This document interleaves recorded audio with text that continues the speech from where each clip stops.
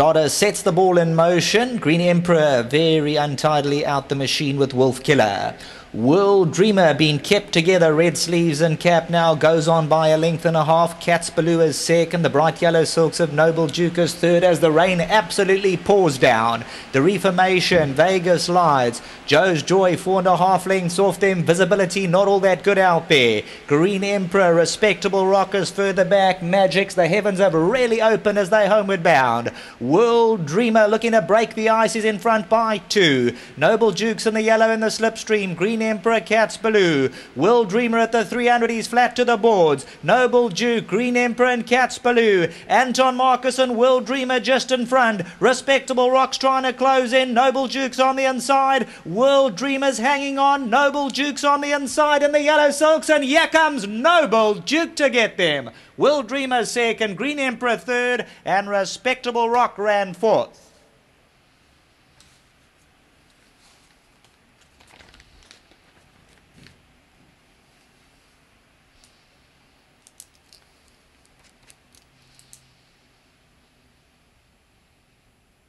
So the value in the race, Noble Duke back down from 12 to 1 down to 6 Rand 30, gets to World Dreamer. That's the horse we picked out as the main danger to World Dreamer, and dropping to the 1,000. I had a chat with Peter Gibson earlier before the first race, and I said, today's your day, just got to catch World Dreamer that last 50 metres. And he nodded, and hopefully they took some of the 12 to 1, the whole clan there for the Van Hastings, the Gibsons, the Lunds, the Smiths, the Bentleys. Stuart Randolph powers home. It's absolutely pouring at Greyville. World Dreamer second best, Green Emperor third, and the horse who dumped the rider, Respectable Rock, on the way down to the gate. And then came Wolf Killer.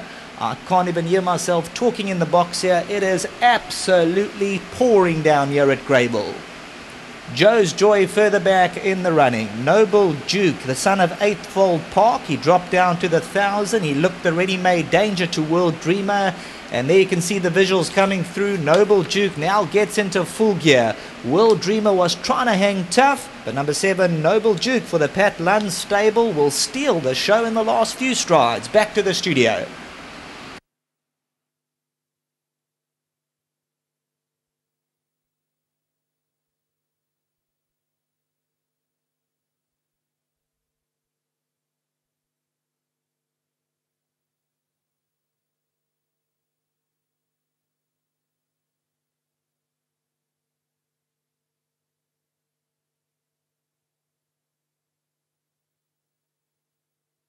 We've just seen the running of race number 1, and we'll be doing this interview in the studio. It's still raining, and a nice win here for trainer Pat Lund with number 7, Noble Duke. And Pat, he hasn't had the worst of form. I remember he started off his career pretty well. Yeah, you know, we ran the first twice over 1,000 metres.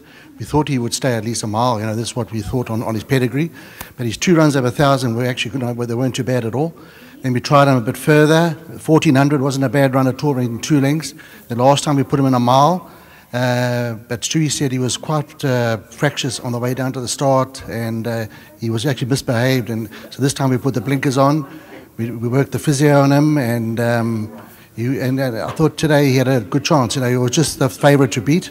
But on his first 2 starts, I thought he had quite a nice chance.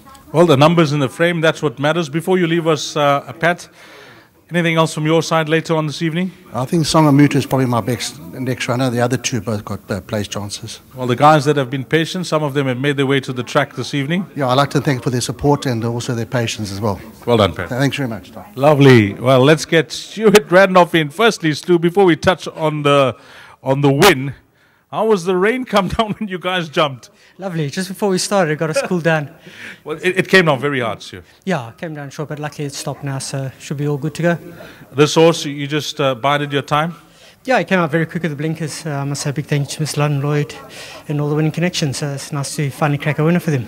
It was a guarantee that Anton was going to go to the front. That horse just shows so much of pace and speed, but you always seem to have his number. I watched you at the 300. You seem to have a lot of horse.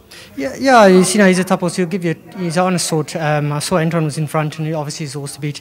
But I just tracked him, bided his time, and when I asked him for an effort, he was able to quicken up nicely with the blinkers. It's been some time, Stu. You've been a bit quiet. Absolutely. I think that's why it's raining. Before you leave us, you got some nice rides left? Yeah, I got some nice chances throughout the day, so hopefully with a bit of luck we'll come back and chat to you. But Anything that you can single out, Stu? Song Me Too, obviously, with London, and then Roy's Magic must have also a chance in my ride in the last as well for Shane Humpy. So we just need a bit of luck on our side, and hopefully we can come back and chat to you. And how's those pink breeches? Your boys warming up with them in the jockey room? Yeah, lovely. Matching the outfit, so we're enjoying it. Well done, Stu. Nice start to the evening. No, thanks very much. Thanks. Well done, Stuart Randolph, winning the first race. Peter Gibson's going to come through, represent the guys. Guys, if you want to come through, you made a wait. Come through if you want to have a chat. Peter, it's been a wait. Yeah, it has, man. He was a stunning yearling. He was a horse that was bred by Mr. Goer in partnership with myself. He made 160,000 at the KZN yearling, so he's a great walking horse. He's a grandson of Melting, you know, that fabulous sprinter. Oh. But the mother had produced a horse with Doug Campbell called Highway 85, so we thought that he might get a mile, and maybe he will in time. But, you know, this is Eightfold Path's third winner, which I'm pleased about. All three have, you know, won over 1,000 meters. So that tells you something. But, you know, just in the future, I think that his second crop, based on the quality of his first foals, you know, we all upgraded our mares, the shareholders. So I think the best of Eightfold Path is yet to come. I just want to congratulate the Lunds and Stewie for riding a nice race, and of course all the partners, three of whom are Peters as well, sure. And of course Bram van Heystien, who wasn't here, and the Smith family. So well done, and thank you for your support. Now, how was the mood? You're taking on an odds-on favourite. What was the talk in the ring? I personally felt that the pricing was totally wrong. And 12 to 1 about a horse that had run third on his debut over course and distance.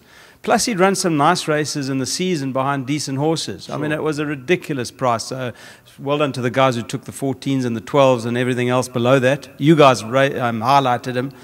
But, yeah, no, that's I think a much-deserved win. And before you leave, just touching on this evening, a great initiative, Pink Drive in aid of charity, a wonderful cause. Of course it is. You know, I think cancer's a disease which affects many more people than you know. And, of course, any awareness, a campaign to try and encourage people to test early and to deal with it is much needed. And congratulations to the organisers and, of course, Gold Circle for hosting this event.